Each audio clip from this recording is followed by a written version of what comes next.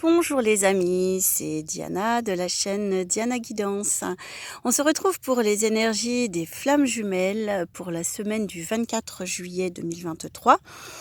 Je vous fais ce petit tirage depuis mon lieu de vacances. Je suis en Corrèze, en plein milieu de la campagne, et je me suis mise un petit peu à l'écart de la famille, dans un pré, pour trouver du calme.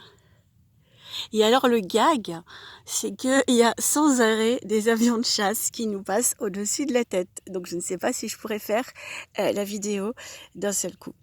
Alors voilà, j'ai procédé au tirage pour les flammes jumelles. Il y a toujours la colonne de gauche pour le chaser, la colonne de droite pour le runner.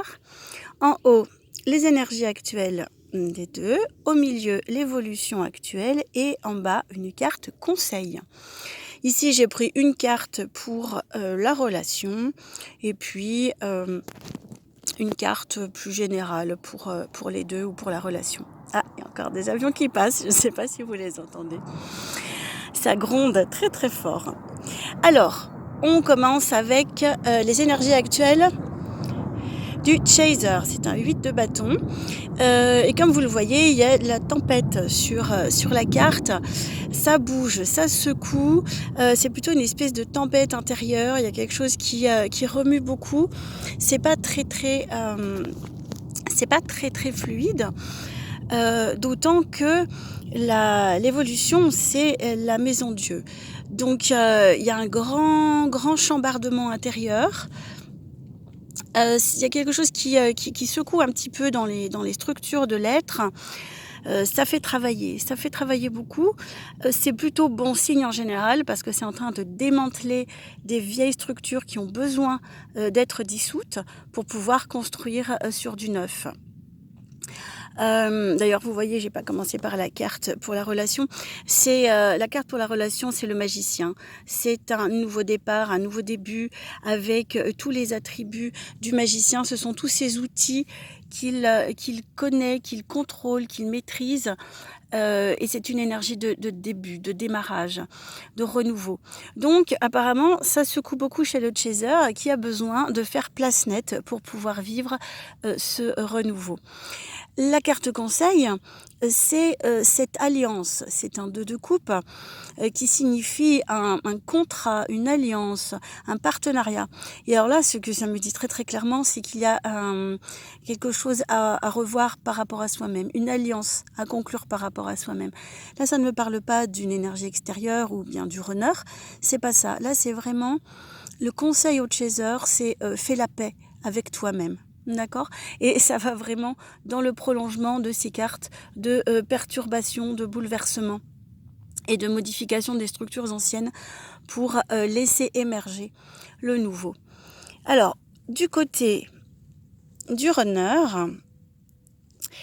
eh bien, il y a beaucoup de questionnements intérieurs, vous voyez, c'est un 9 d'épée.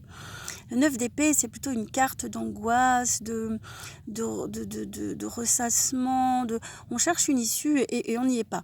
Alors, c'est toujours raccord avec le tirage de la semaine dernière. Apparemment, c'est une période de remise en question pour le runner. Peut-être est-il entré dans sa nuit noire de l'âme. En tout cas, ça le travaille beaucoup. L'évolution, vous voyez, on a ce chariot, et dans ce jeu, le chariot, c'est pas d'habitude le chariot, c'est un triomphateur, c'est un guerrier qui rentre et qui triomphe. Là, c'est pas tellement glorieux sur cette carte-là, c'est plutôt une carte d'hésitation entre un chemin et l'autre. C'est une carte de tiraillement. Alors, on sent ce questionnement et ces tiraillements intérieurs pour le runner. La carte conseil pour le runner, eh bien, c'est de se tourner vers l'enfance, vers ce qui est tendre pour lui, vers ce qui le nourrit, vers ce qui le console. Cette carte du 6 de coupe qui évoque le passé et l'enfance, pour moi, c'est une carte de tendresse dans ce jeu. C'est une carte qui parle de se faire du bien, qui parle de se relier à son enfant intérieur et de trouver là un réconfort. Alors la carte que j'ai tirée pour finir, qui concerne la relation, mais aussi chacun des deux partenaires. Oh là là, ça gronde très très fort les avions au-dessus de ma tête. C'est une carte, c'est un 10 de coupe. C'est une carte pleine d'amour, ça parle de la famille notamment, de ressourcement, de plénitude affective. Donc l'idée, c'est de se rattacher à ce qui peut nous nourrir, à ce qui peut cultiver en nous les bons sentiments, les bonnes énergies, la paix, la joie et l'espoir. Donc soit on trouve actuellement du réconfort dans sa famille, soit dans sa famille de cœur, dans sa famille imaginaire, dans sa famille, dans tout ce qui nourrit notre affectif. Et dans le lien, on peut se rattacher à l'autre par la pensée, par la prière, par la méditation, en tout cas avec beaucoup d'amour et beaucoup de tendresse. Voilà, donc il y a vraiment cette notion de douceur vis-à-vis de soi-même d'un côté, vis-à-vis de l'autre aussi. Je ne sais pas de quel côté vous vous trouvez, si vous êtes chaser ou runner. Mais des deux côtés, il y a l'idée de se faire du bien. Du côté du chaser, c'est plus dans cet équilibre en soi, yin-yang, dans cette réconciliation avec soi-même. Du côté runner, c'est dans ce lieu où on peut se ressourcer vers son enfant intérieur, vers la vie, vers la tendresse qu'on peut trouver au fond de soi et que je vais appeler enfant intérieur. Voilà, donc encore une semaine en évolution et en travail pour l'un et l'autre. Et je vous souhaite de très très belles énergies et de bonnes vacances si vous êtes partis. À très bientôt.